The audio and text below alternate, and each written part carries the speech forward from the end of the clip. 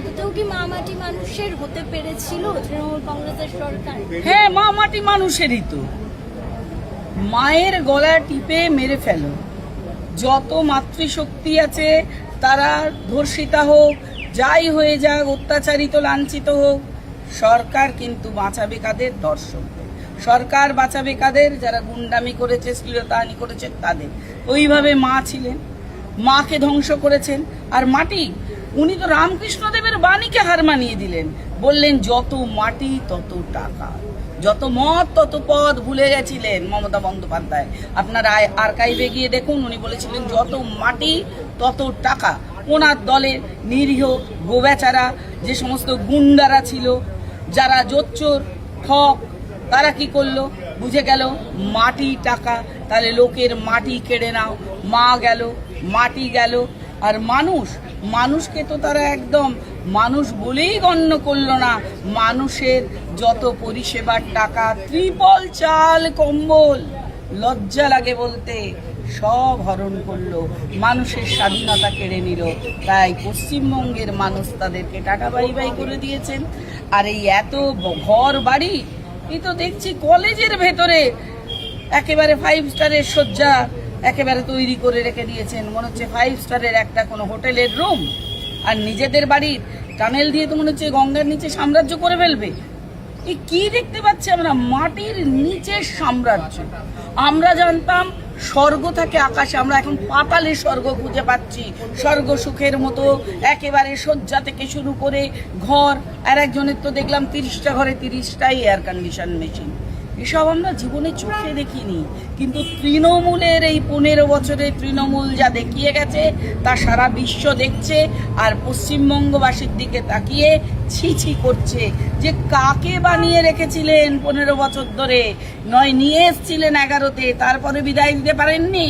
তবে আমি বলবো বিদায় উনি অনেক আগেই হয়েছিলেন। ভোট লুট হয়েছে একেবারে 2011-র পরে 2026-এ প্রকৃত মানুষ ভোট দিতে পেরেছেন। মানুষের রায়, জনতার রায়, জনগণের রায়, মমতার বিসর্জন হয়েছে। আর শেষ প্রশ্ন, যে তৃণমূল কংগ্রেসের এখানে তৃণমূল কংগ্রেস থেকে বহু সাংসদ বিধায়ক তারা বেরিয়ে আসে ইস্তফা দিয়ে, বিজেপি কি তাদের গ্রহণ করবে?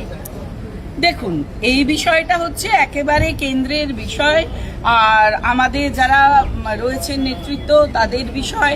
তবে চোর কোনোদিন জায়গা পাবে না।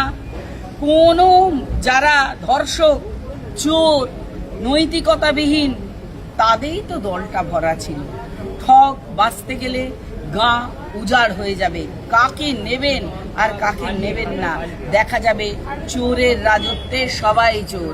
ওই যে আমরা বলি না, একটা গান গাই আমরা, যে আমরা সবাই রাজা আমাদের এই রাজার রাজত্বে। তো ওনাদের গানটা হয়তো ছিল আমরা চোর আমাদের এই চোরের রাজত্বে। তাই ওনাদের এই চোরের রাজত্ব শেষ হয়েছে।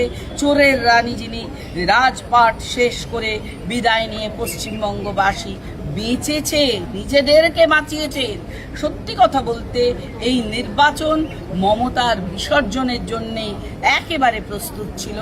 তাই আমরা দেখতে পাচ্ছি 1 মাসে আমাদের ভারতীয় জনতা পার্টি যে সরকার গঠন করেছেন, আমাদের মাননীয় মুখ্যমন্ত্রী শ্রী শুভেন্দু অধিকারী মহাশয় যেভাবে তার কাজকে এগিয়ে নিয়ে যাচ্ছেন, উন্নয়নকে এগিয়ে নিয়ে যাচ্ছেন, প্রকৃত উন্নয়ন, মমতার মতো নীল সাদা রং করা উন্নয়ন নয়, কোনো রকম মিথ্যাচার নয়, একেবারে সঠিকভাবে বাস্তবায়িত করা। কারণ আমরাও পিছিয়ে থাকবো না। পশ্চিমবঙ্গ এই কর্মযজ্ঞে একেবারে সামিল হবে। আমরাও কিন্তু সেই বিকশিত ভারতের সঙ্গে বিকশিত পশ্চিমবঙ্গ হওয়ার পথে এগোচ্ছি। হ্যাঁ, বলতে পারেন আমরা 15 বছর পিছিয়ে গেছি, সেইটাও আমাদের কিন্তু আবার এগিয়ে নিয়ে যেতে হচ্ছে। কাজ আমাদের ডবল ইঞ্জিনে ডবল করে করতে হচ্ছে, কারণ 15 বছর আমরা পিছিয়ে গেছি। যদি একটা প্রশ্ন করবে যে অভিষেক বন্দ্যোপাধ্যায় তৃণমূল কংগ্রেসের যুবরাজ, যিনি চ্যালেঞ্জ ছুড়েছিলেন 4 মেয়ের পর দেখে নেবেন, তো সেই জায়গায় দাঁড়িয়ে ভবানী ভবনে তাকে ডাকা হলো বারবার, এবং অবশেষে গতকাল তিনি গেলেন, কিন্তু তিনি সংবাদ মাধ্যমের সামনে প্রায় কিছু বললেন না। কিভাবে দেখছেন? অনেক জোরে চেঁচিয়ে বলেছেন, আগে বলেছিলেন না, অনেক জোরে গলার আওয়াজ ছিল, বসে টসে গেছে, গলার স্বর বসে গেছে। কাপ সিরাপ টেরাপ খাওয়াবেন, যখন কাপ সিরাপকে যখন সুস্থ হবে, পিসমা খাওয়াবেন, ভাইপো সুস্থ হবেন, তবে তো আবার কথা বলবেন। আর যা ডিম ফিম ছুঁড়েছে অনেক বেশি স্নান করতে হয়েছে, গলা বসে গেছে, ওনার গলা দিয়ে শব্দ টব্দ সহসা বেরোবে না। উনি দিল্লিতে ছিলেন, পালিয়ে পালিয়ে বাঁচবেন ভাবলেন দিল্লি থেকে যদি কোনো শর্টকাট রুটে একেবারে ছোটা ফাটকাট করে যদি উনি বেরিয়ে যেতে পারলেন না, রয়ে যেতে হলো। শুধু রয়ে গেলেন না, এমন তাকে ডাক দিল, আবার হাজিরা দিতে বললেন সন্ধ্যে 6টার মধ্যে, আর একবারে পই করে পালিয়ে এসে হাজিরা দিন। কেমন যেন সব বাঘগুলো বিড়ালও বলবো না, ইঁদুরে পরিণত হয়ে গেল চোখের সামনে। আমরা দেখেছি, ছোটবেলা একটা গল্প পড়েছিলাম, আবার তুই ইঁদুর হ। মুনি ঋষি একেবারে গিয়ে ইঁদুর হাত জোর করে বলে আমায় বাঘ বানিয়ে দাও। বাঘ বানিয়ে দেওয়ার পর সে যে উচ্ছৃঙ্খল আচরণ করেছিল, বলেছিল পুনঃ মুশিকো ভব, আবার তুই ইঁদুর হ। এদেরও কিন্তু একই অবস্থা হলো, আবার তারা ইঁদুরে পরিণত হয়েছে। আর ইঁদুরের গর্তে কিভাবে ধোঁয়া দিয়ে ইঁদুর তাড়াতে হয় তা ভারতীয় জনতা পার্টির সরকার ভালো করে জানে, এবং এই ঘুঘুর বাসা যারা যে শ্রীঘরে যাওয়ার যে অপরাধ, প্রত্যেকে নিজ নিজ জায়গায় চলে যাবে।